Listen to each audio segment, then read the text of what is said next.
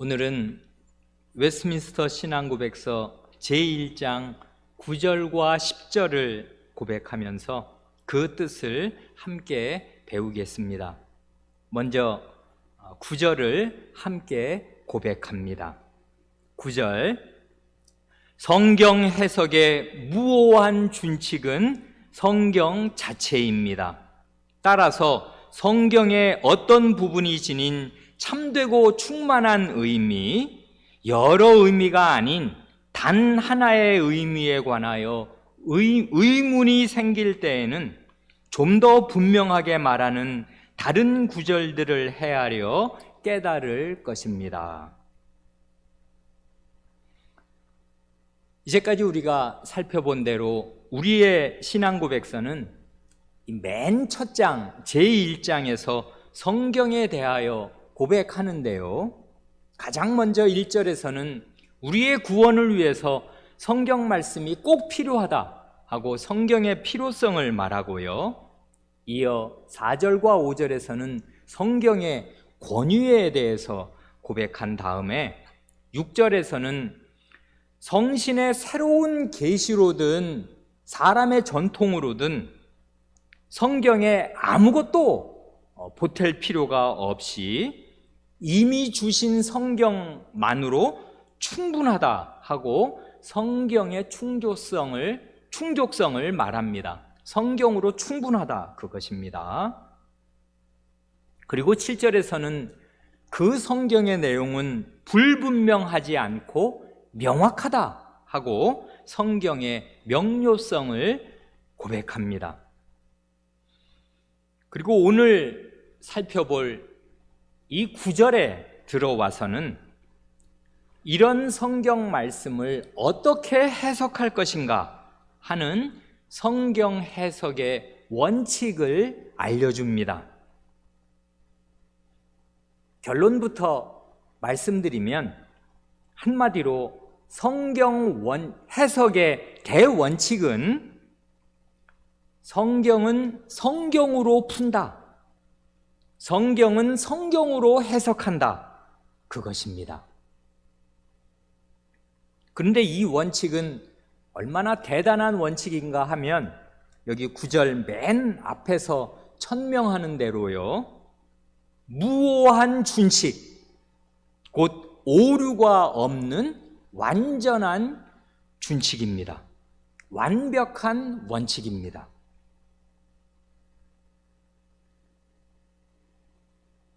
큰 주제는 그것인데요,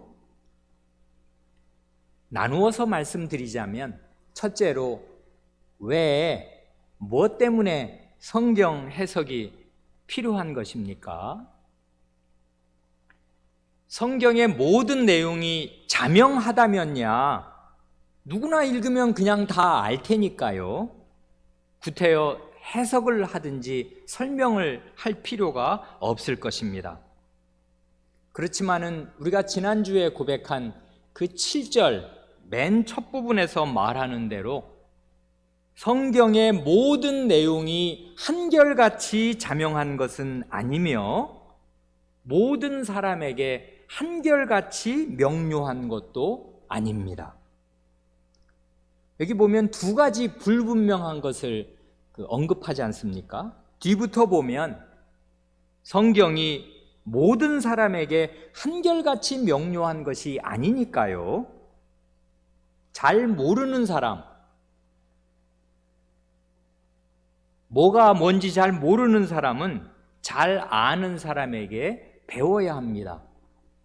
그래, 어린 자녀는 당연히 부모님께 배우는 것이고요, 모든 신자는 교회에 와서 배우는 것이고요, 목사도 과거의 스승들이나 당대의 세계적인 주석가들에게 늘 배우는 것입니다. 뿐만 아니라 그 앞부분의 내용, 성경의 모든 내용이 한결같이 자명한 것도 아닙니다. 물론 명백한 내용도 많이 있습니다마는 아주 난해한 내용도 있습니다. 그래서 해석과 설명이 필요합니다. 둘째로, 이렇게 성경에 어려운 부분이나 어려운 구절이 있어서 해석이나 설명이 필요할 때 그 성경 해석의 대원칙은 뭐냐 하면 앞에서 말씀드린 대로 성경은 성경으로 해석한다, 그것입니다. 성경은 성경으로 해석한다 하는 말이 무슨 뜻인가 하면요, 거기 9절 두 번째 문장에서 말하는데요, 성경의 어느 부분이나 어느 구절에 의문이 생길 때, 그럴 때가 있지 않습니까? 야, 이건 무슨 말이냐, 무슨 뜻인지 모르겠다 하는 그런 의문이 들 때에는 좀 더 분명하게 말하는 다른 구절들, 성경의 다른 부분을 헤아려서 깨달을 것이다 합니다. 그러니까 성경에서 뜻이 불분명한 구절들을 만나신다면은 다른 분명한 구절들을 지침으로 삼아서 잘 생각해야 한다, 그 말이겠습니다. 이렇게 하려면 어떻게 해야 되는가 하면요, 평소에 구약과 신약 성경을 부지런히 읽고 또 읽어서 어디에 뭐가 있는지를 알고 있어야 합니다. 그게 참 중요합니다.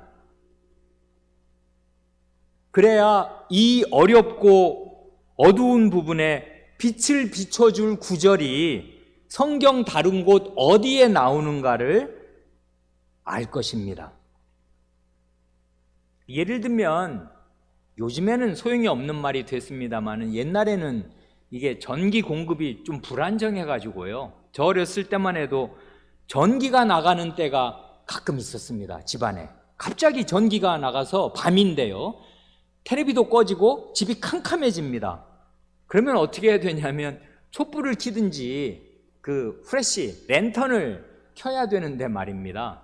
그걸 맨날 쓰는 게 아니니까 어디다 두는 데가 있어야 돼요.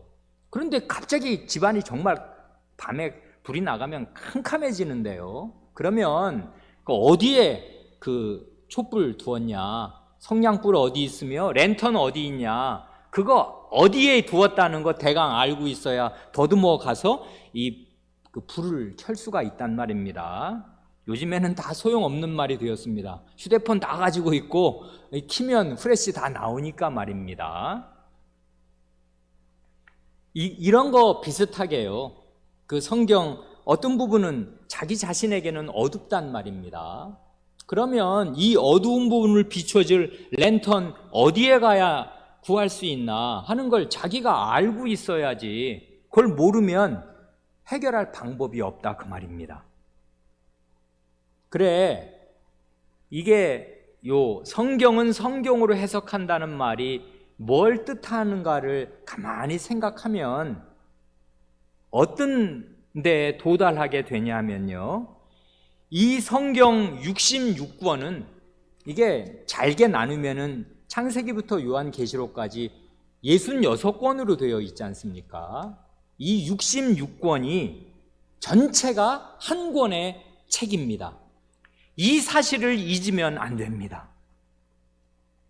성경은요, 하나님께서 이건 내 책이다, 내가 저자다, 내가 사인했다 하고 자신이 저자임을 유일하게 주장하시는 이 세상에 있는 수억 수십억 권의 책 가운데 유일한 책인데요, 이 성경은요 통으로 한 권입니다. 그러니까 나누면 안 돼요. 구약과 신약을 날카롭게 나누면 안 되고요, 성경 어느 한 권만을 자기가 좋아한다고 그 한 권만을 끼고 있어서는 안 됩니다. 성경은 전체로 읽어야 해요. 왜냐하면 이게 통으로 한 권이기 때문에 그렇습니다. 예를 들면 이걸 아주 그냥 비유적으로 표현하자면, 왜 여러분 요즘에는 카톡이 발달하고 뭐 다 이메일로 하고 이러니까 편지를 주고받는 일이라는 게 굉장히 드물어졌는데요, 낭만이 있던 과거에는 편지를 주고받았단 말입니다. 연애 편지든 아니면 부모님께 드리는 편지든 왜 군대 가면 편지를 주고받는다는 거 아닙니까? 아이들하고. 그럴 때 남의 편지를 읽을 때 말입니다. 언제든지 처음부터 끝까지 쭉 읽는 거 아닙니까? 중간에 이제 그 좋은 편지 같으면 읽고 또 읽고 하다가 그 중에 특별히 자기 마음에 와닿는 어떤 그 구절이나 말이 있을지는 몰라도 편지는요, 처음부터 끝까지 통으로 읽는 것입니다. 그것처럼 하나님께서도 이러기를 원하십니다. 왜 그러냐면 이게 하나님이 저자로서 성신께서요, 계획을 하셔서 창세기부터 계시록까지를 한 권의 책, 하나님의 책으로 묶으시기를 기획하시고 처음부터 그렇게 써내려 가셨습니다. 그러니 하나님의 자식들이 이 성신의 편지를 읽을 때에도 처음부터 끝까지 통으로 다 읽기를 원하십니다. 그래야지 그 중간에 이건 어려우니까 오바댜? 그런 건 생전에 내가 읽어봤나? 나훔? 그런 건 내가 무슨 말인지 전혀 기억도 안 난다, 모른다, 말라기? 그런 거 어딨냐? 이렇게 되지 않고 창세기부터 요한계시록까지 구약과 신약 전체를 통으로 한 권의 책으로 한 장의 편지로 다 읽기를 성신께서 원하십니다. 그래 오늘 우리가 그 성경 본문으로 두 구절을 읽었지 않습니까? 이사야 34장 16절에 이거 아주 그 뜻깊은 좋은 말씀이 있는데요. 그 이사야 예언자를 통해서 하나님께서 이렇게 그 말씀하시거든요. 너희는 여호와의 책을 자세히 읽어보라. 이것들이 하나도 빠진 것이 없고 하나도 그 짝이 없는 것이 없으리니 이는 여호와의 입이 이를 명하셨고 그의 신이 이것들을 모으셨음이라 합니다. 그러니까 하나님의 책, 이게 여호와의 책입니다. 성경 말씀은 정말 하나님이 자기 책이라고 주장하시는 유일한 책인데요. 그러니 정말 귀한 책이지요. 이게 사람의 언어로 쓰였습니다마는 하나님의 책입니다. 그래 하나님이 직접 저자라고 자기 이름을 거기다가 박아 넣으시는 유일한 책인데 이걸 자세히 읽어보라고 권하십니다. 이걸 보면 성경에는 하나도 빠진 것이 없고 하나도 짝이 없는 것이 없다고 말씀하십니다. 그 이유를 대시는데 여호와의 입, 여호와의 신, 이걸 증거로 대셔요. 여호와의 입이 이 성경을 명하셨기 때문에 성경은 앞뒤가 딱딱 맞아서 빠진 데도 없고 짝이 없는 것도 없이 이쪽이 아 하면 저쪽에서 어 하고 응답을 해서 짝이 딱딱 맞는다. 그러니 한 장만 읽어서야 어떻게 그 성경의 위력을 알겠습니까? 앞뒤를 다 읽어야 된다고요. 그리고 한쪽을 읽다가 한쪽을 잘 모르겠으면 반대쪽을 읽어서 짝을 맞추어야 된다고요. 이렇게 된 이유는 하나님의 신, 성신께서 이 말씀들을 모으셔서 하나의 책으로 집성하셨기 때문에 그렇습니다. 그래서 성경은 정말 이게 읽으면 읽을수록 알게 되는 것이 이게 정말 하나님의 책이고 성신께서 모으신 기록들입니다. 그래 구약과 신약 이건 이제 생각하면 놀라운데요. 아시는 대로 한 1500년에 걸쳐서 세상에 그런 책은 없지 않습니까? 아무리 책 쓰는 기간이 늘어나더라도 한 사람이 뭐 200년 사는 사람 없으니까 요즘에는요. 그 옛날에야 뭐 오래 살았더라도 성경에 나오는 뭐 900살까지 산 사람, 그런 시대는 성경이 기록된 시대가 아니란 말입니다. 성경 기록은요 모세 때 처음 기록되는 거예요.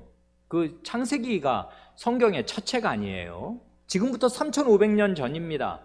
그 이전에는 기록된 성경은 없는 거라고요. 구전으로 전달되어 온 것이고, 말하자면 이 기록으로 이렇게 된 때가 그때부터 이제인데 말입니다. 그렇게 그 1500년, 그러니까 3500년 전 모세 때부터 기록하기 시작하셔서 요한계시록 때까지 기록된 때가 다 합치면 1500년쯤 되고요. 저자들이 한 40명쯤 된답니다. 다 따져보면 말이에요. 그러니까 모세오경은 모세가 짓고, 요한계시록은 요한 사도가 짓고, 바울 서신도 있고, 베드로 사도가 쓴 것도 있고, 야고보 선생이 쓴 것도 있고, 말라기가 쓴 것도 있고, 이렇게 해서 저자들이 40명이고, 이게 나라가 달라요. 누가는, 여러분 아시는 누가복음을 쓴 누가는 이방인이란 말입니다. 이스라엘 사람도 있고 이방인도 있고, 12사도도 있고 12사도 아닌 사람도 있고, 구약시대 사람도 있고 신약시대 사람도 있고, 제각각입니다. 시대가 다 다르고요. 1500년이면 그게 얼마나 긴 세월입니까? 그 1500년 동안 40명의 저자들이 지었으니 서로 만난 적도 없는 사람이 태반이고, 누가 모세를 만난단 말입니까? 신약시대 사람이. 그런데 이게 앞뒤가 딱딱 맞는단 말입니다. 어떻게 이런 일이 있나? 저자가 한 분이기 때문에 그래요. 성신께서 한 분 저자가 이걸 모으셨습니다. 그리고 일정한 기획 의도를 가지고 처음부터 창세기부터 계시록까지를 기록해 나가셨어요. 한 성신께서. 그러니까 이 책은 정말 희한한 책입니다. 이건 읽어야 알 수 있어요. 자꾸자꾸 읽으면서 앞뒤를 맞춰보고 앞뒤를 맞춰보아야 이 성경의 이 위력을 알게 됩니다. 야, 이게 그러니까 이게 진짜 하나님의 책이구나. 이게 정말 영원한 생명을 주는, 영생으로 가는 길이 되는구나 하는 것을 알게 됩니다. 그래, 그 성경 그 말씀 어느 부분을 잘 모르겠으면 이건 그 부분은 자기한테 어두운 부분이니까요. 이 어두운 부분을 비추어 줄 빛을 얻어야 되는데, 그 빛은 성경 다른 곳에 있습니다. 그래서 성경을 자꾸자꾸 구약과 신약을 많이 읽다가 보면 어느 부분이 선명한 불이 있다, 랜턴이 어디에 많다는 걸 알게 된다고요. 그래서 자기가 가져다 쓸 후레쉬가 어느 방에 가면 있다는 걸 알고, 어려운 부분이 나오면 그 부분으로 가서 꺼내오는 것입니다. 그래서 그 부분을 비추어서 이게 이렇게 생각해야 되겠구나 하는 것을 자꾸자꾸 터득하게 되는 것이에요. 이렇게만 이제 원칙만 얘기하면 이게 뭔 말인지 잘 모르시니까요. 아주 간단한 예를 하나 들면 이렇습니다. 디모데 그 전서 3장 9절을 보면 어떤 사람이 집사가 될 수 있는가 하고 그 집사의 자격을 말해 나가거든요. 그럴 때 그 디모데전서 3장 9절이 이렇습니다. 집사는 이런 사람이 집사가 되어야 하는데 깨끗한 양심에 믿음의 비밀을 가진 자라야 할지니 하거든요. 이거 보면 집사의 자격은 양심이 깨끗해야 돼요. 이건 알겠지 않습니까? 아니, 왜냐하면 집사는 아시는 대로 교회 재정을 담당하는 사람이에요. 교인들이 하나님께 헌상한 거, 하나님께 바친 재물을 거두어서 그걸 필요한데 나누어 주는 그런 일을 하는 사람이니까, 흔히 말하는 대로 양심에 털이 나고 양심이 불결하고 깨끗지 않은 사람이 집사일을 하면은 가룟 유다의 길로 갈 것입니다. 그렇지 않겠습니까? 가룟 유다가 돈 괴를 맡아서 슬금슬금 도둑질해 가다가 나중에는 자기 주인 예수님을 팔아먹게 된 사람 아니에요.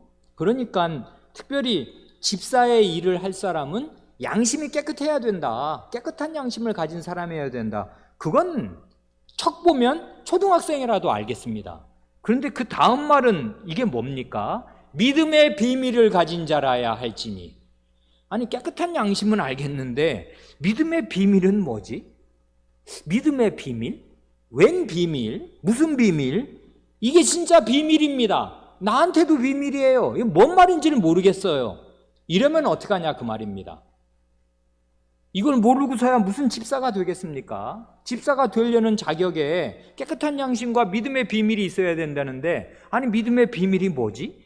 모르겠으면요, 비밀이라는 말이 성경 어디에 나오는가를 찾아보는데, 특별히 이거 디모데 전서는 바울 사도가 쓴 말 아니에요. 바울 사도가 자기 아들, 영적인 아들 디모데에게 네가 교회에서 집사를 임명하든지 어떤 사람 집사로 세울 때는 이런 자격을 갖춘 사람이어야 된다를 가르쳐주는 얘기니까 가장 가까이에서는요, 바울 서신, 바울이 쓴 다른 편지들에서 비밀이라는 말이 어떻게 쓰였는가를 찾아봐야 되는 것이에요. 성경은 그렇게 읽는 것입니다.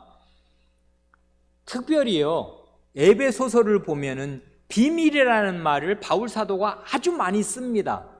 그래, 이 디모데전서의 믿음의 비밀, 아니 집사가 내가 되고 싶은데 믿음의 비밀이 뭐지? 믿음의 비밀이 있는 자라야 되겠는데 믿음의 비밀이 뭔가를 모르겠으면 바울 서신에 비밀이 나오는 다른 구절들을 참고하는 거예요. 예를 들면 이런 것입니다. 사도가 자기를 가리켜서요, 고린도전서에서는 하나님의 비밀을 맡은 자라고 합니다. 사도는 누구냐 하면 하나님의 비밀을 맡은 자예요. 그러고 나서 그 에베소서로 가면 비밀이라는 말이 정말 쏟아지는데요, 그 뜻에, 하나님의 뜻의 비밀을 우리에게 알리셨다. 사도인 우리에게 알리셨고, 그래서 계시로 내게 비밀을 알게 하셨다, 이런 말을 하기도 하고, 그리스도의 비밀을 깨달았다 하고 하기도 하고, 그리스도는 하나님의 비밀이다 이렇게 말하기도 하고, 하나님의 속에 감추었던 비밀의 경륜이라고 말하기도 합니다. 이런 구절들을 쭉 이렇게 비밀이 지금 믿음의 비밀을, 이 뭔지가 문제니까요. 이 비밀이라는 말이 뭐지? 하고 에베소서를 이렇게 잘 읽어보면 어떤 결론에 도달할 수 있게 되냐면, 비밀이란 뭐냐면 그리스도 안에서 나타내신 구원의 경륜입니다. 이걸 어려운 말로 하면 구속사에 대한 깨달음이라고요. 믿음의 비밀 하니까 무슨 어떤 희한한, 남들은 전혀 모르는 나만의 이상한 어떤 체험, 비밀스러운 어떤 그런 것들을 마음에 간직한 사람이 집사가 된다는 말이 아니고요, 사도는 전혀 비밀을 그런 뜻으로 쓰지 않아요. 구속사, 구원 역사에 대한 깨달음이에요. 이 구원 역사는 구약과 신약을 거쳐서 흘러내려오는 중에 구약의 쭉 역사가 흐르다가 신약 때 와서 아드님을 보내시고 이 아드님 안에서 확 드러내신 구원의 큰 경륜이 있단 말입니다. 이걸 깨닫는 게 믿음의 비밀을 깨닫는 거예요. 그러니까 이거는 안 믿는 사람에게는 비밀이고요, 하나님께서 나타내시기 전까지는 비밀이었는데 지금은 이 비밀을 확 열어서 나타내 보여주신 시대입니다. 구약시대까지는 비밀이었다가 신약시대에 와서는 아드님으로 확 나타내셨습니다. 그래서 이제 더 이상은 비밀이 아닌데, 비밀이 아닌 시대가 되었지만 여전히 깨닫지 못하고 믿지 않는 사람에게는 비밀로 닫혀 있어요. 그러니까 이건 이중의 비밀입니다. 구약시대에는 비밀이었다가 이제는 비밀이 아닌데 여전히 안 믿는 사람에게는 비밀인, 믿음이 없는 사람에게는 비밀인, 그래서 믿음의 비밀이라고요. 이런 하나님의 구원의 경륜을 깨닫고 있어야 해요. 그러니까 집사는 어떤 사람이 집사가 되냐 하면 양심이 깨끗해야 할 뿐 아니라 구약과 신약의 구원의 경륜에 대한 이해와 깨달음이 최소한 있어야 돼요. 이걸 모르고서는 하나님의 재물 담당할 수 없는 것입니다. 이렇게 해서 알아가는 거라고요. 성경 이곳저곳을 맞추어 보면서, 짝을 맞추어 보면서, 아, 비밀, 그런 뜻이구나. 바울 사도의 그 사전에, 바울 사도가 사전이 있다면 바울 사도의 사전에 비밀이라는 말이 어디에 나오는가를 찾아보고, 아, 바울 사도는 이런 뜻으로 비밀이라는 말을 쓰는구나 하고 알아가는 것입니다. 그러면 자기가 몰랐던 믿음의 비밀이라는 말뿐 아니라 성경 여기저기에 비밀이라는 말들이 이제 선명하게 들어오기 시작하는 것입니다. 이건 좀 다른 이야기인데요, 제가 한 발만 옆으로 나갔다가 다시 이 본론으로 돌아오겠습니다. 이렇게 믿음의 비밀이라는 말이 뭔지를 모를 때 이런 걸 아는 방법도 이런 거지만, 신약 성경을 읽고요, 구약 성경을 부지런히 읽으면 자기가 다 알고 있다고 생각했던 그런 아주 단순한 말들에 훨씬 심오한 차원이 있다는 것을 알게 됩니다. 이건 정말 전율할 일이 됩니다. 예를 들면 오늘 우리가 아침에 읽었던 그 요한복음 6장에서도 인자의 살, 인자의 피 말씀하실 때 예수님께서 자기 자신을 인자, 사람의 아들이라고 스스로를 말씀하시는 거 모르는 기독교인은 별로 없지 않습니까? 예수님이 자기를 표현하신 말씀이 인자, 사람의 아들인데요. 이 사람의 아들이라는 말, 그러니까 사람이 사람을 낳아서 나는 사람의 아들이다. 아니, 이렇게 쉬운 말 세상에 어디 있습니까? 그래, 인자의 말을 들어야 한다. 인자가 어떠어떠하다. 이렇게 말하면 사람의 아들 이렇게 다 알아먹을 수 있고 그걸 자기가 안다고 생각할 수가 있는데요. 물론 모르는 게 아니고 안 것입니다. 그런데 인자 그러면은 이게 그리스도의 인성을 가리키는 말 같지 않습니까? 사람의 아들이니까요. 그런데요, 이 그리스도께서 왜 자기 자신을 가리켜서 사람의 아들이라고 하셨을까 하는 이런 생각을 마음에 품고서 구약 성경을 잘 읽어보면 구약 성경에 인자라는 말이 어디 나오나 이런 것들을 계속 성경을 읽다 보면은 관심을 가지고 보면요, 그리스도께서 왜 자기 자신을 사람의 아들이라고 말하셨는지를 그 가장 중요한 단서가 어디냐면 다니엘서 7장의 인자 같은 이거든요. 그래 사실은 이걸 제대로 공부한 사람이 잘 밝혀준 내용이 뭐냐 하면 예수님이 그 자기 자신을 가리켜 인자라고 할 때 우리말로는 정관사를 이렇게 쓰는 게 아니거든요. 그냥 인자 그러는 거지. 근데 영어로는 정관사가 붙는데 Son of God이 아니고요, The Son of God입니다. 그 인자라고요. 그러니까 이건 정말 원래 원문이 그런 거예요. 예수님이 자기를 가리켜 말할 때마다 The Son of God, 그 인자라고 말하니까 아니 그 인자가 어느 인자야, 무슨 인자, 그 인자가 어떤 인자야 하면요, 그 인자는 어떤 인자냐 하면 다니엘서 7장에서 말씀하신 그 사람의 아들입니다. 그 인자 같으니. 그런데 다니엘서는 길지도 않은 책입니다. 몇 장 안 돼요. 앉은 자리에서 읽으면 1시간이라도 다 읽을 수 있는데 거기에 나오는 인자를 보면요, 이게 그냥 사람의 아들이 아니에요. 그 사람의 아들 같은 그분이 어떤 분이냐면 신성을 가진 분입니다. 하늘 구름을 타고 하나님 어전에 나아간다고요, 이분이. 그러니까 예수님의 그 인자라는 말은 이게 종합해서 구약을 읽고 신약을 읽고 신약을 읽고 구약을 읽고 하다 보면 이 인자라는 말에는 주님의 그리스도의 인성, 사람으로서의 속성만이 아니라 그리스도의 신성도 표시하는 말임을 알게 됩니다. 그러니까 훨씬 그 뻔한 말 같은 그 인자라는 사람의 아들이라는 말 같은 데에도 아주 깊은 차원이 들어있음을 알게 돼요. 그래서 제가 언제 한 번은 우리 교회 성탄절 때 사람의 아들이라는 이 말로 성탄절 강설을 한 일이 있습니다. 거꾸로요. 그 인자가 그냥 인성을 가리키는 말처럼 들리지만 구약을 열심히 읽으면 야, 이게 인성만이 아니구나, 신성을 가리킬 수도 있는 말이구나, 둘 다를 다 포함할 수 있는 말이구나, 이 짝이 놀랍게 많네 하고 생각하게 되는데, 하나님의 아들이라는 말은 또 어떻습니까? 하나님의 아들이라는 말 모르는 기독교에는 어디 있겠습니까? 다 안다고 생각하시겠지요. 예수님은 하나님의 아들이십니다. 그러면 이게 신성을 가리키는 말이에요, 인성을 가리키는 말이에요? 라고 물으면 백발백중 하나님의 아들이니까 신성을 가리키는 말이겠지요 라고 생각할 수 있고, 그 말이 전혀 틀린 말이 아니지만 구약으로 가서 한번 읽어보세요. 시편 2편을 읽든지 사무엘하 7장을 읽어보세요.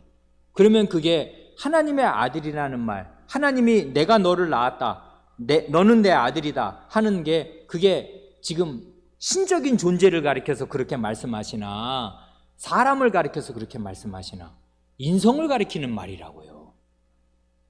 그러니까요, 하나님의 아들이라는 말도 구약 성경을 잘 보면 이게 물론 신약 성경에서 하나님의 아들이라는 말이 예수님의 신성을 가리키는 말로 많이 쓰이지만 그 면만 있는 게 아니라 예수님의 인성을 가리키는 말로도 쓰일 수가 있어요.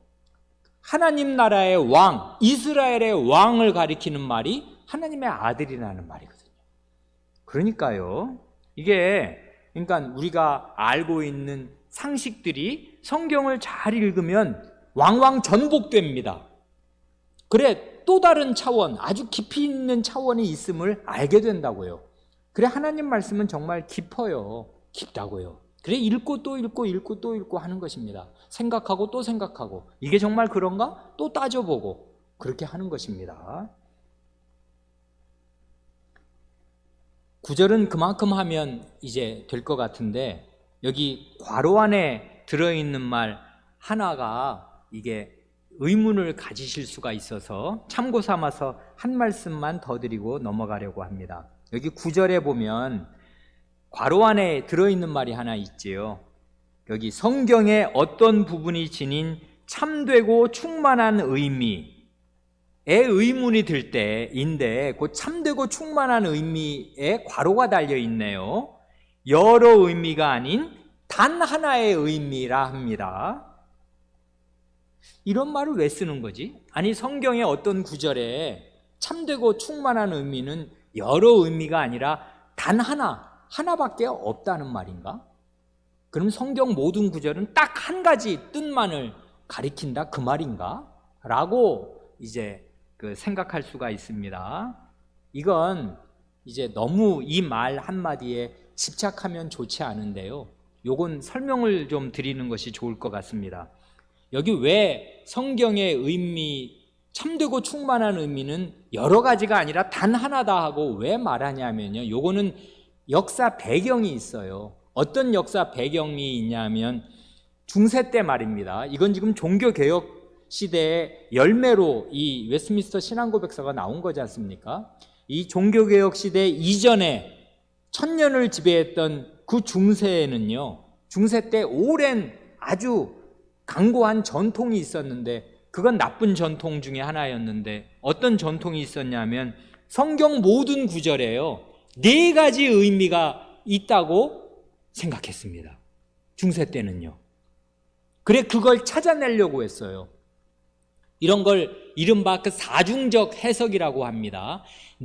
사중에 4겹의 한 구절마다 4겹의 의미가 있다고 생각했어요. 어떤 의미냐면 단순한 의미, 문자 그대로의 의미가 첫 번째 있고요, 그 의미만 있는 게 아니라 이 구절에는 비유적인 의미도 들어있다, 풍유적인 의미도 들어있다, 두 번째. 세 번째로는 그 풍유적인 의미 속에 도덕적인 의미가 들어있다. 그리고 마지막에는 하나님 나라의 천상적인 의미도 들어있다. 그걸 다 찾아내야 돼요, 모든 구절에서. 그러니까 원래 문자 그대로의 의미, 비유적인, 풍유적인 의미, 도덕적인 의미, 천상의 의미, 이걸 다 한 구절 속에 집어넣어서 그걸 찾아내려고 하는 거예요. 그래, 별 희한한 해석들이 많이 나왔습니다. 이건 뭐 이제 여러 가지 예를 들자면 한도 없는데요, 중세 때 한 일이 그거니까요.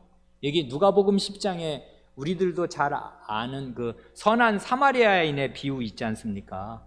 그 예수님께서 그 이웃이 누구입니까? 그랬더니 예수님이 이제 그렇게 율법사가 질문을 하니까 예수님께서 한 비유로 이웃이 누구인가를 가르쳐 주시느라고 어떤 강도 만난 사람의 비유를 드시잖아요. 그래서 어떤 사람이 여리고로 내려가다가 산길에서 강도를 만나가지고, 이 진짜 강도가 이게 진짜 날강도여가지고 사람을 막 패가지고 정말 피가 철철 흘리게 다치게 만들어 놓고 옷도 막 벗겨 가고 돈을 다 강탈해 가는 바람에 거의 맞아서 죽게 된 것입니다. 그리고 그걸 내버려 두고 갔으니까 이건 정말 그대로 가만 방치했으면은 그 강도는 살인 강도가 되었을 것입니다.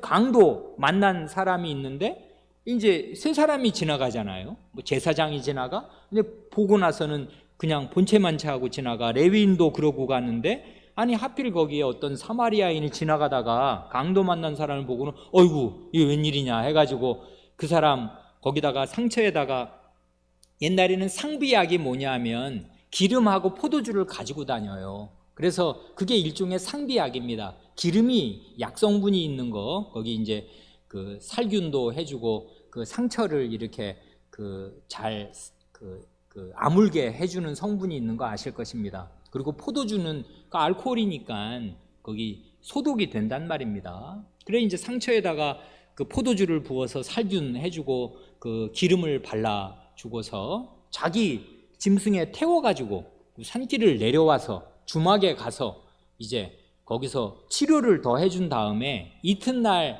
일어나서 자기는 자기 볼 일이 있으니까 가긴 가야 되고, 이 사람은 응급치료는 했지만 아직 충분히 걸을 만하게 낫지 않으니까 거기다 여관에 맡겨두면서 그 다음날 2데나리온을 돈을 주고, 내가 돌아올 때까지 이 여관 주인이 이 사람 잘 봐주면 돈이 더 들면 내가 갔다 와서 다 갚겠다.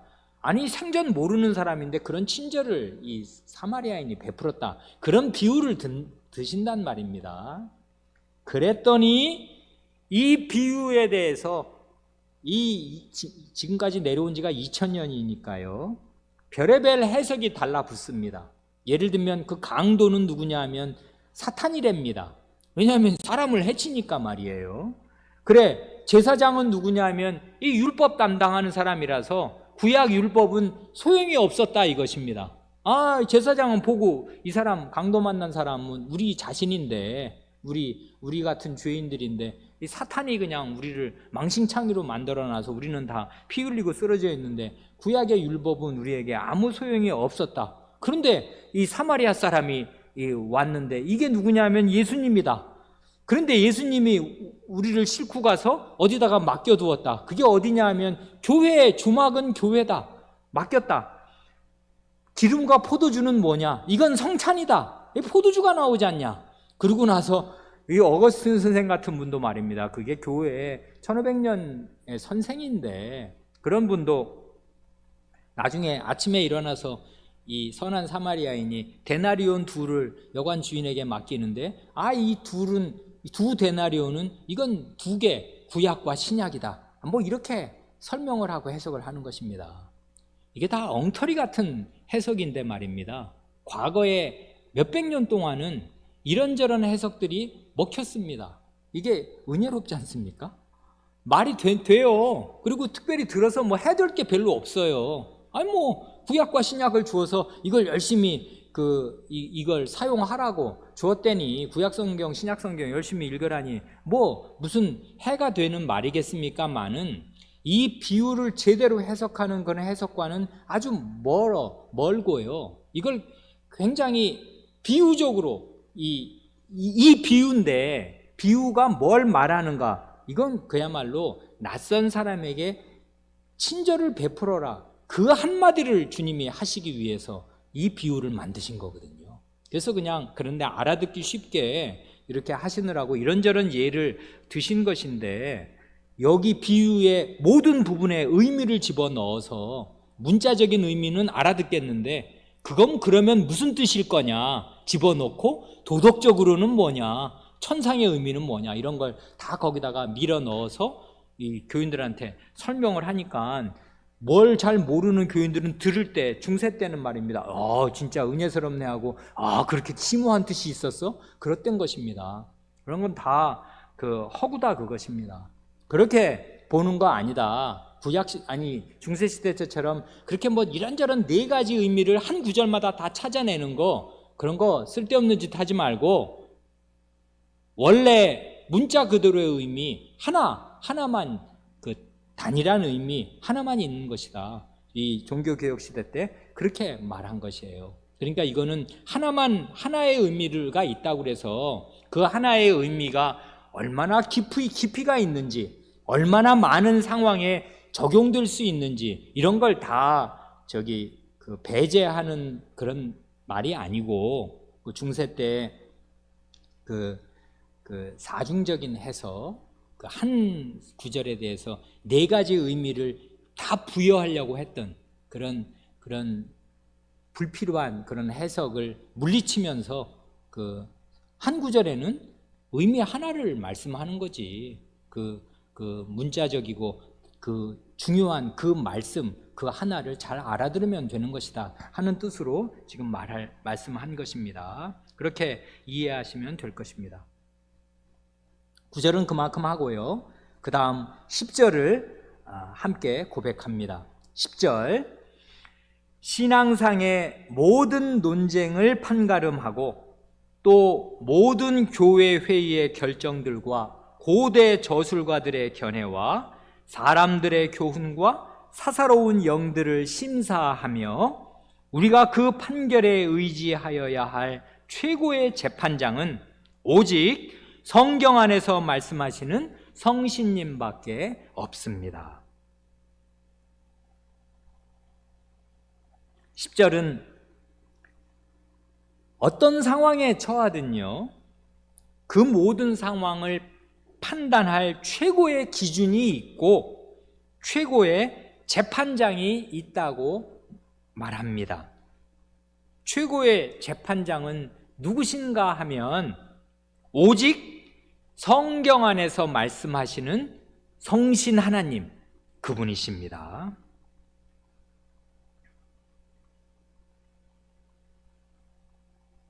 이 10절을 가만히 생각하면 그 배경에 말입니다. 이 10절의 배경에 두 가지를 거부하는 것입니다. 첫째는 로마교의 교황주의를 거부하는 것이고요. 둘째는 현대의 이성주의를 거부하는 것입니다. 로마교는요, 교회 회의 혹은 교황이 신앙상의 모든 논쟁을 판가름하는 오류가 없는 무오한 재판관이라고 주장합니다. 그래, 로마교의 아주 중요한 교리 가운데 교황 무류설이 있습니다. 교황 무오류설입니다. 교황은 오류가 없다, 그것입니다. 이렇게 말하면 황당하게 여겨지겠지만 엑스커시드라라는 말이 그 말인데요. 엑스커시드라, 교황좌에서라는 말인데, 교황이 한 개인으로서가 아니라 뭐 밥 먹는 자리에서 하는 말 아니고 교황의 자리에서 교황좌에 앉아서 교황으로서 한 말은 오류가 없다, 그것입니다. 이 사람들은 이걸 교리로 받아들이고 믿는다고요. 그때 교황은 누구냐 하면 교회 회의에 말하자면은 그 주재자이고 교회 회의에 결론을 내리는 사람입니다. 그러니까 이게 교황 무오류설이라는 게 교회 회의에 무오류설을 말하든 그 교회 회의의 대표자로서 교황 한 사람의 무오류를 말하든 결과는 같은데요, 틀린 말입니다. 교회 회의에 오류가 없고 교황에게 오류가 없냐 하면 말도 안 된다고요. 왜 그러냐 하면 역대 교황의 말 가운데 서로 모순되는 말이 있어요. 그러니까 이 교황은 A라고 말했는데 다음 교황은 그 A가 아니고 B라고 말하는 것입니다. 그러면 둘 중에 한 사람은 틀린 거 아니겠습니까? 그렇단 말입니다. 그러니까 교황 무오류설은 이게 얼마나 얼토당토 않는 말인가를 사실은 자명한 것인데, 그런데 여전히 로마교 사람들은 교황 무오류설을 믿습니다. 미신이라고요, 사실 그게.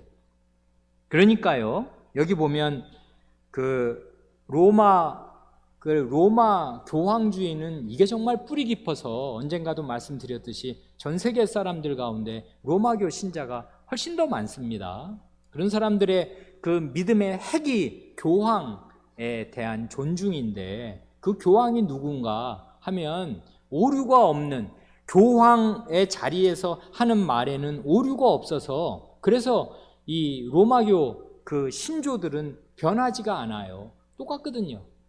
그런데 그 그릇된 말들 얼마나 많이 했는지 모릅니다. 그러니까 이런 로마교의 무오류주의를 거부하는 것입니다. 그런 건 다 그 오류가 있고, 교회 회의에도 오류가 있고, 교황에도 오류가 있고, 유일하게 오류가 없는 무오한 원칙은 성경 말씀 혹은 성경 안에서 말씀하시는 성신님밖에 없다, 그것입니다. 또 하나 아주 중요하게 우리에게 아주 실제적인 거 하나를 거부하는, 이 10절은 거부하는데 뭘 거부하냐면 현대인의 이성주의입니다. 현대인은요, 성경 말씀, 성경 안에서 말씀하시는 성신님을 최고의 재판관으로 생각하지 않고요, 사람의 이성, 본성의 빛을 최고의 재판관으로 생각합니다. 이건 똑똑한 대학생이면 이렇게 되는데요, 사람의 이성으로 판단해서 이해할 수 있고 받아들일 수 있으면 그게 진리라고 인정하지만, 사람의 이성으로 판단해서 이해할 수가 없고 받아들일 수 없으면 그건 진리가 아니라고 배척합니다. 이렇게 되면 최고의 그 판단의 잣대가 뭐냐 하면 사람의 이성이에요. 혹은 과학 법칙, 이런 것입니다. 사람이 발견한 과학 법칙, 이것이 최고의 잣대예요. 이렇게 되면 결국 어떻게 되는 거냐 하면 사람을, 자기 자신을 하나님 자리에 앉히는 것입니다. 이게 현대인의 교만입니다. 그래서 성경을 재단해요. 어떻게 재단하냐 하면 믿을 수 있는 것과 믿을 수 없는 것, 진실에 속한 것과 허구에 속한 것을 자기가 갈라냅니다.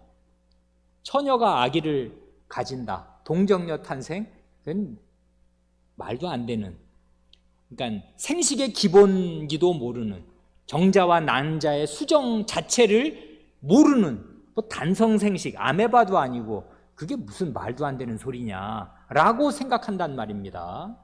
생물학의 기본도 모른다고 생각하는 것입니다. 동정녀 탄생, 그런 건 신화에 속한 영역이라 배제되어야 한다고 생각합니다. 기적, 그런 건 배제되어야 한다고 생각합니다.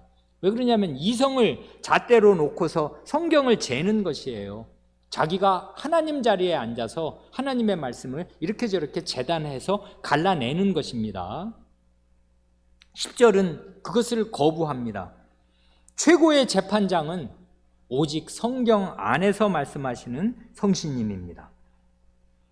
그런데 그 앞부분 10절을 보면 그 성신께서 재판관이 되시는 그 다양한 경우들이 그 5가지쯤 제시되지 않습니까? 거기 보면 신앙상의 모든 논쟁, 그리고 모든 교회 회의의 결정들, 세 번째로는 고대 저술가들의 견해, 그 다음에는 사람들의 교훈, 그리고 사사로운 영들, 이런 이제 예들을 쭉 듭니다. 그 신앙상의 모든 논쟁에서 성경 말씀이 어떻게 최고의 재판관이 되시는가 하는 그 빛나는 예가 사도행전 15장에 나옵니다. 여러분 가지고 계신 교재의 그 5쪽에 각주 24번 그 두 번째 증거 성구가 사도행전 15장에 있는 성구지 않습니까? 이 사도행전 15장에 나오는, 거기에 이제 교회 회의가 나오는데요, 교회 회의에서 신앙상에 아주 격렬한 논쟁이 벌어졌습니다. 요걸 시간이 없으니까 사도행전 15장을 그 요즘에 그 유행하는 방탄소년단의 노래 제목처럼 기승전결로 아주 간단하게 정리해서 말씀드릴 수 있습니다. 그 문제의 발단은 뭐냐면 어떤 유대인들이 안디옥에 내려와서요, 모세의 법대로 할례를 받지 않으면 구원받지 못한다 하고 주장한 것입니다. 승은 뭐냐면 이 문제가 커져서 발전한 거지 않습니까? 어떻게 발전했냐면 그 사람들하고 안디옥에서 가르쳤던 바울 바나바 사이에 대논쟁이, 신학 논쟁이 붙었습니다. 이건 그냥 단순한 머리싸움, 신학 논쟁이 아니라 사람의 구원이 걸린 가장 중대한 문제였습니다. 이 신약 성경이 기록되었을 때 교회의 가장 큰 문제, 결국 어떻게 구원을 받느냐, 사람의 구원론에 관한 거였는데, 아니 이 구약 성경 이거 다 갖다 버려야 되나? 하나님 말씀 아니야? 할례를 받고 율법을 지켜야지. 예수님 믿는 거? 오케이, 믿어. 그렇지만 율법도 지키고 할례도 받아야 구원받는 거야 라고 예수 그리스도 더하기 율법과 할례, 이걸 붙여놓은 문제, 이래서 논쟁이 커졌습니다. 그 다음 기승 다음에 전이잖아요. 전환이 이루어집니다. 여기 안디옥에서 문제가 해결이 안 되니까요, 이게 이제 그 전환이 이루어져서 이 논쟁을 예루살렘으로 가져가기로 합니다. 왜 그러냐면 예루살렘에는 사도들이 있으니까요. 그런 걸 보면 그 당시에 바울 사도의 권위가 교회 안에서 충분히 확립되지 못한 듯합니다. 바울 바나바가 선생으로서, 그 사도로서 아무리 힘주어 얘기해도 이 논쟁이 끝나질 않았어요. 그러니까 여전히 그 당대는 12사도들이 살아있던 시대니까 그 사도들이 있는 예루살렘으로 가지고 가서 예루살렘 교회의 사도들과 장로들하고 이 문제 논의해보자, 이렇게 된 것입니다. 그래 이제 예루살렘으로 그 안디옥의 논쟁이 불이 붙었습니다. 전환이 일어나서, 그래 예루살렘에 회의가 소집되었을 때 거기 보면 바리새파 신자들, 이 사람들이 신자들입니다. 그런데 골수 유대인 신자들이라고요. 이 사람들이 주장합니다. 모세 율법 지켜야지, 할례 받아야지, 그래야 구원받지, 어떻게 예수님만 믿는다고 구원받나 하고서 굉장한 논쟁이 이루어집니다. 결론은 이것입니다. 베드로 사도가요, 이방인, 자기 자신의 과거 경험을 얘기할 때 이방인이었던 고넬료에게 복음을 전했더니 성신이 내려오시더라 하는 이야기를 합니다. 말씀과 성신이라고요. 내가 복음의 말씀을 전했더니 그 사람 할례 안 받았는데 성신이 내려오셨다.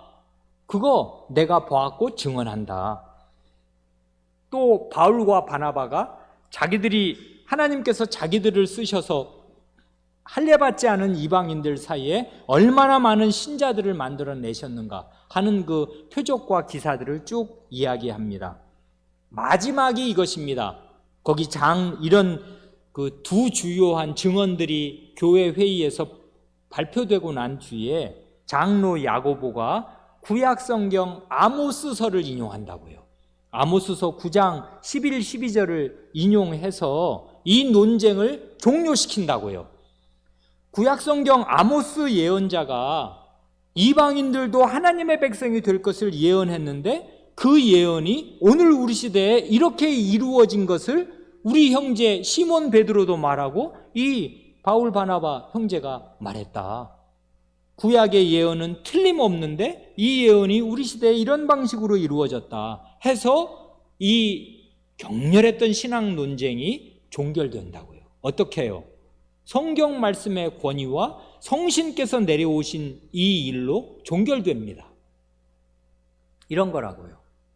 그래, 교회 회의의 모든 결정들은요, 이게 이제 그게 어떤 교회 회의의 결정이든 성경 말씀으로 검증되어야 해요.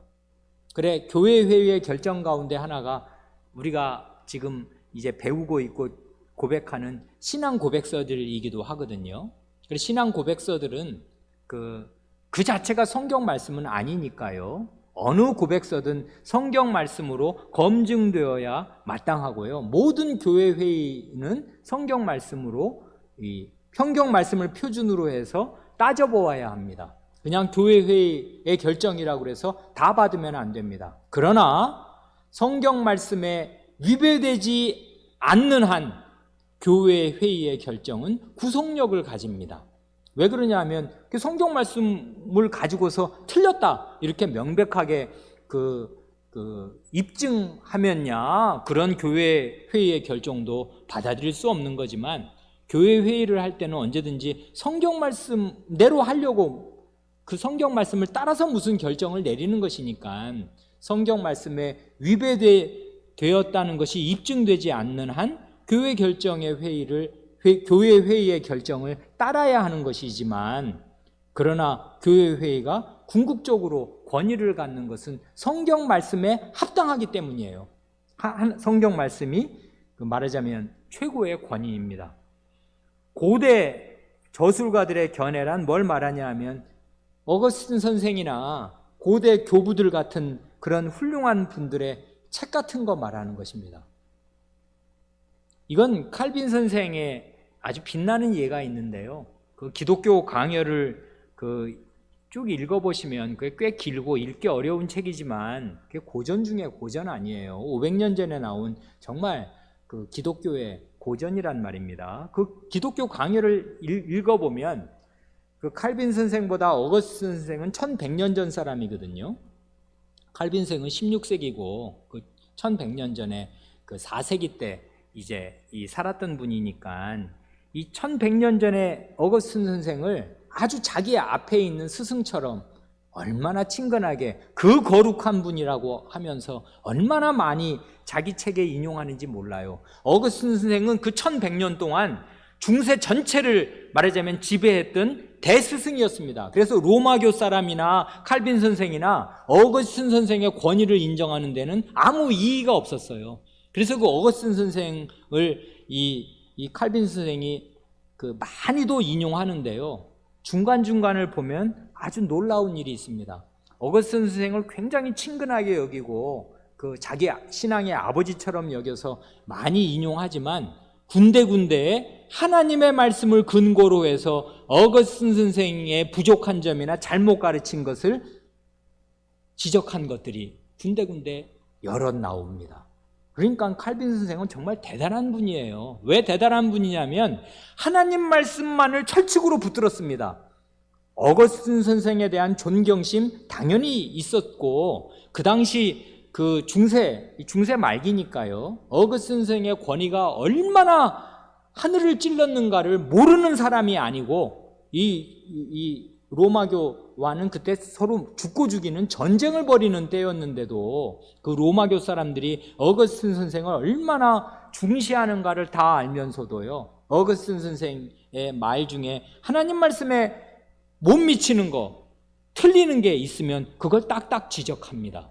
겁 없이 그렇게 합니다. 담대하게 그렇게 합니다. 왜 그렇습니까? 하나님 말씀이 유일한 진리다. 이걸 철석같이 믿은 것이에요. 그래서 근데 어거스틴 선생이 워낙 훌륭한 선생이라 자기가 하나님 말씀 깨닫는데 어거스틴 선생 책을 읽으면 정말 엄청난 도움을 받는다는 말입니다. 하나님은 주신 것을 명하시고 명하신 것을 주신다. 너무나 성경 말씀을 깊게 깨달은 사람의 명언 중에 명언이거든요. 그러니까 어거스틴 선생을 너무나 존경하고 자기 아버지처럼 떠받듭니다마는 그 사람 말을 금과 옥조로 붙들고 있는 거 아니라고요. 하나님 말씀을 기초로 해서 자기 아버지 어거스틴 선생의 생각을 살피고서 비판할 것을 비판한다고요.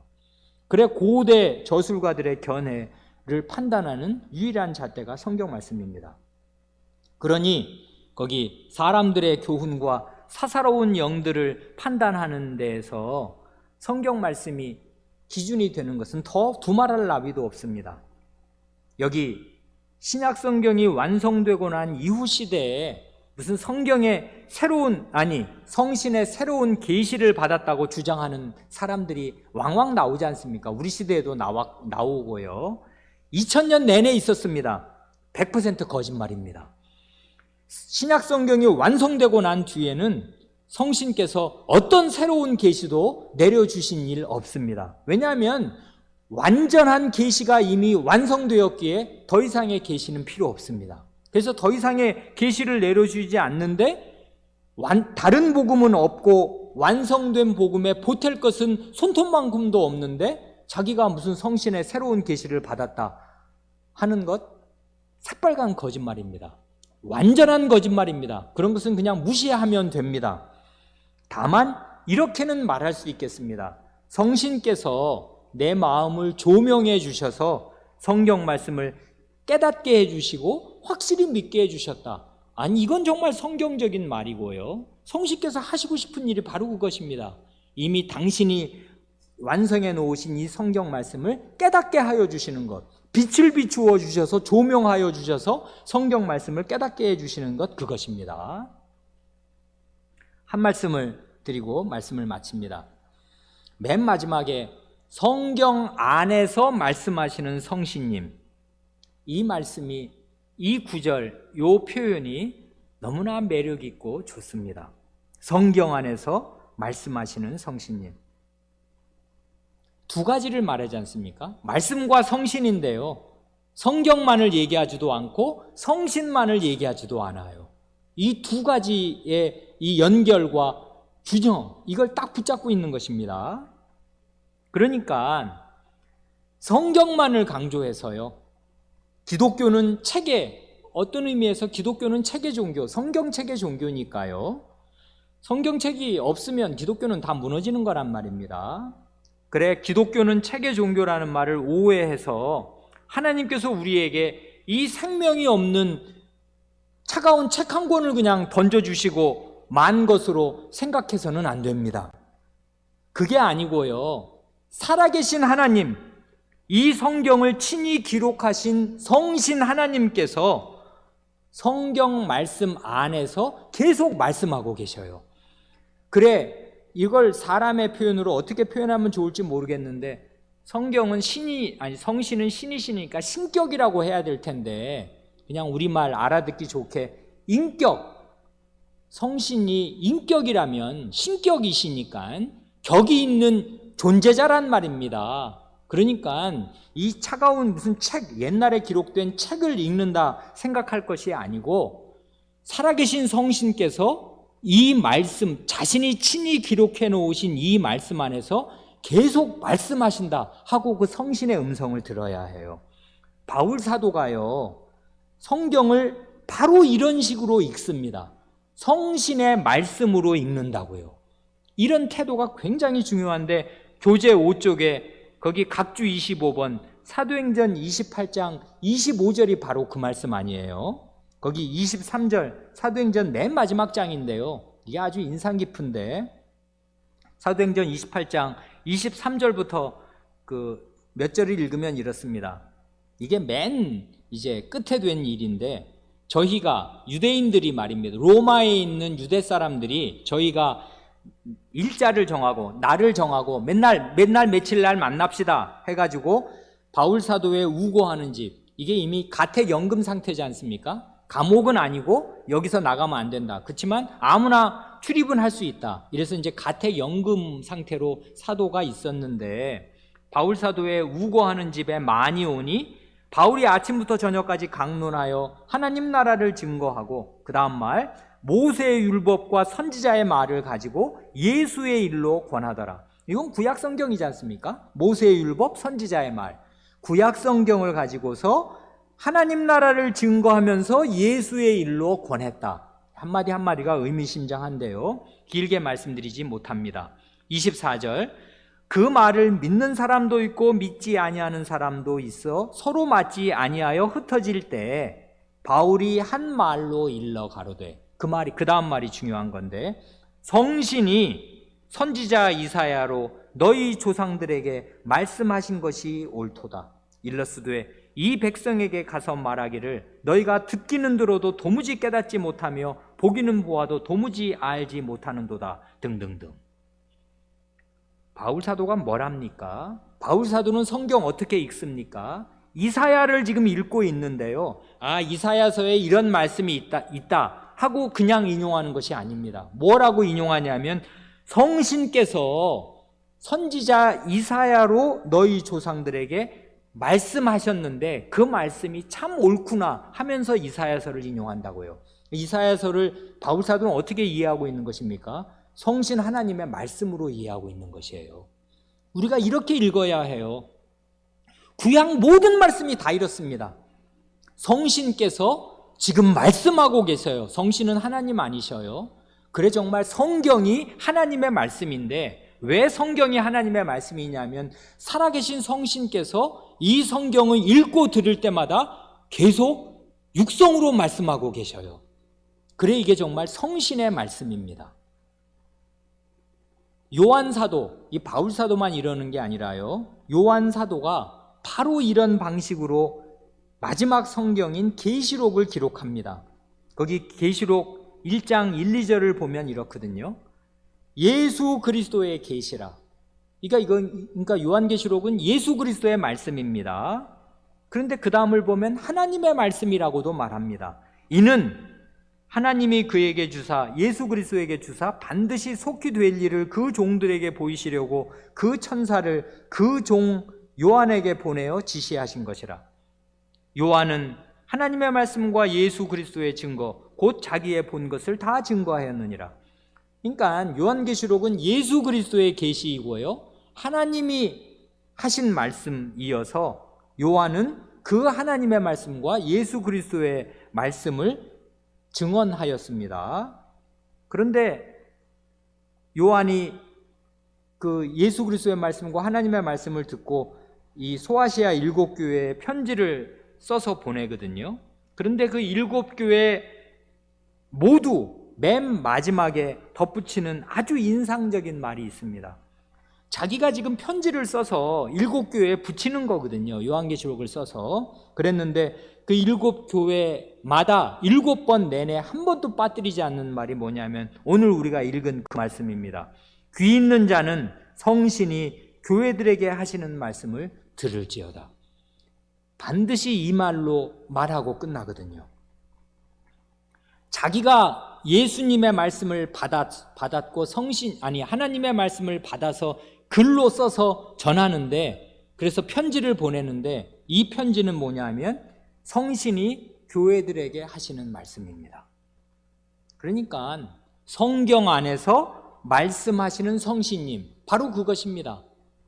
그러니 살아계신 성신님께서 교우 여러분들께서 댁에서 성경 말씀을 읽으실 때마다, 그리고 성신께서 세우신 직분자를 통해서 강단에서 설교하게 하실 때마다 귀 있는 자는 성신이 교회들에게 하시는 말씀을 들을지어다 하시는 말씀이 여러분의 귀에 응합니다. 그러니 읽을 때나 들을 때나 성신이 말씀하신다고요. 바로 성신이 이런 방식으로 말씀하십니다. 이것이 우리에게 최종적인 재판관입니다. 성경 안에서 말씀하시는 성신님, 그것입니다. 기도드리시겠습니다.